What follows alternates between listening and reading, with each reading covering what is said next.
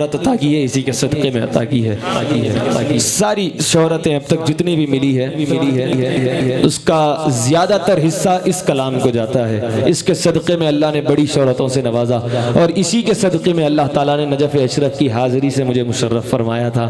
حاضرین کرام، وہ سفر کا مجھے ایک واقعہ بہت یاد آ رہا ہے، کیونکہ وہ یاد رہ کے شہ جیلاں کی تڑپاتی ہے، شہر بغداد کی جس دن سے ہوا کھائی ہے۔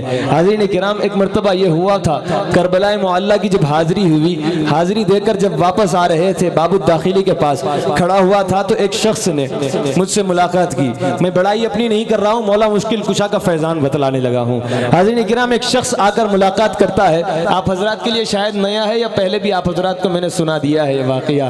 حاضرین کرام، ایک شخص آتا ہے، آ کر مجھے کہتا ہے کہ بھائی مبارک ہو، میں آپ کو کچھ تحفہ دینا چاہتا ہوں۔ میں نے کہا بھائی دے دو، ٹھیک ہے۔ مولا حسین کی بارگاہ میں تحفہ میں نے قبول کیا، تحفہ میں نے لے لیا۔ لینے کے بعد اس سے پوچھا بھئی آپ کہاں سے ہے، آپ کا نام کیا ہے؟ میں اس کو جانتا نہیں تھا۔ حاضرین کرام، بہرحال جب تحفہ جب لے لیا تو اس سے میں نے پوچھا، توجہ اگر ہے، ماشاءاللہ۔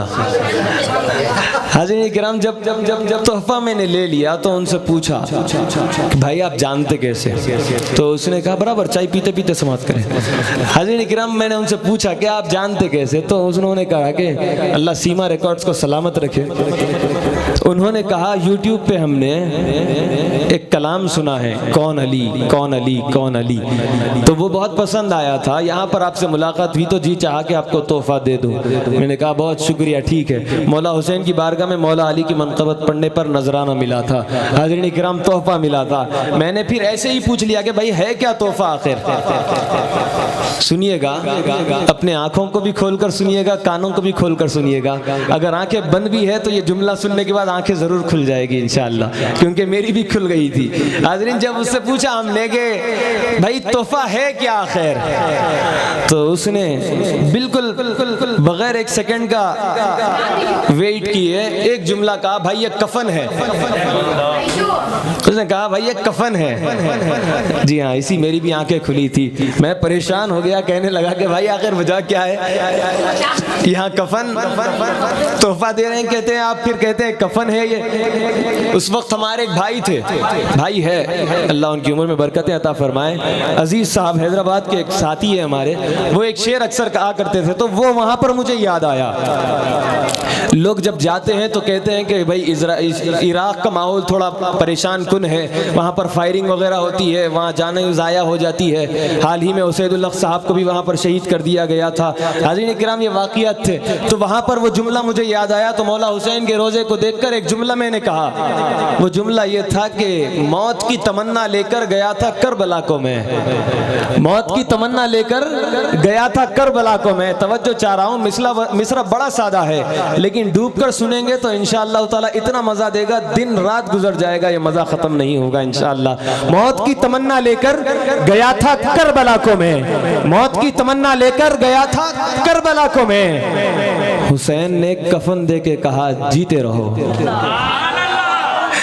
حسین نے کفن دے کے کہا جیتے رہو، حسین نے کفن دے کے کہا جیتے رہو۔ موت کی تمنا لے کر گیا تھا کربلا کو میں، حسین نے کفن دے کے کہا جیتے رہو۔ موت ان کے غلاموں کو آتی کہاں، آ بھی جائے تو پھر بچ کے جاتی کہاں۔ موت سے کیا خطر، موت کا کیا حذر، جس کا تھا انتظار وہ گھڑی آ گئی۔ حاضرین کرام، یا علی کاسے دل لیے حاضر ہوں در دولت پر، یا علی آپ کی اولاد کا صدقہ مل جائے۔ آپ کی چائے ابھی باقی ہے۔ حاضرین کرام، بڑی تیزی کے ساتھ انشاءاللہ تعالی سلامت رکھے۔ ایک جملہ یاد آ رہا ہے، وہ بھی آپ کے سامنے عرض کر دوں۔ علی کا لال ہے، اس کی کوئی مثال نہیں۔ سید زادے کو دیکھ کر، علی کی اولاد کو دیکھ کر میں جملہ پڑھ رہا ہوں، اور پہلے مصرے میں ان کی طرف اشارہ ہے، دوسرے مصرے میں سیدنا مولا عباس کی طرف اشارہ ہے۔ حاضرین کرام، علی کا لال ہے، اس کی کوئی مثال نہیں، کٹے ہیں ہاتھ مگر حوصلے نڈھال نہیں، کٹے ہیں ہاتھ مگر حوصلے نڈھال نہیں۔ حاضرین حاضرین کرام میں دیکھ رہا تھا پہلے کا بھی ماحول، ماشاءاللہ بڑا پرکیف ماحول تھا. علی کا لال ہے اس کی کوئی مثال نہیں، کٹے ہیں ہاتھ مگر حوصلے نڈھال نہیں. حسین والے لٹاتے ہیں جتنا ایک دن میں، کسی یزیدی خزانے میں اتنا مال نہیں، کسی یزیدی خزانے میں اتنا مال نہیں. اور ابھی سے بھاگ اٹھی کیوں یزید کی فوجیں، ابھی تو چہرہ عباس پر جلال نہیں، ابھی تو چہرہ عباس پر جلال نہیں، ابھی تو چہرہ عباس پر جلال نہیں. اور حاضرین کرام کربلا کے ایک سب سے چھوٹے شہید تھے جس کو کائنات سیدنا علی اصغر کہہ کر جانتی ہے، سیدنا علی اصغر کے نام سے جانتی ہے. اور سیدنا مولا حسین کا یہ کہنا تھا کہ اللہ تعالیٰ اگر مجھے 100 بیٹے بھی اگر دیتا تو میں سب کا نام علی رکھتا. سیدنا امام حسین کو اللہ نے 3 شہزادوں سے نوازا. پہلے شہزادے کا نام علی اکبر ہے، دوسرے کا نام علی اوسط ہے، تیسرے کا نام علی اصغر ہے. حاضرین کرام سب سے چھوٹے شہید سیدنا علی اصغر رضی اللہ تعالیٰ عنہ، ان کا واقعہ حاضرین شاعر نے ایک شعر میں کھینچا ہے. کہتا ہے کہ ابھی سے بھاگ اٹھی کیوں یزید کی فوجیں، ابھی تو چہرہ عباس پر جلال نہیں، اور ابھی ستم کو رلانے میں ہو گئے ماہر.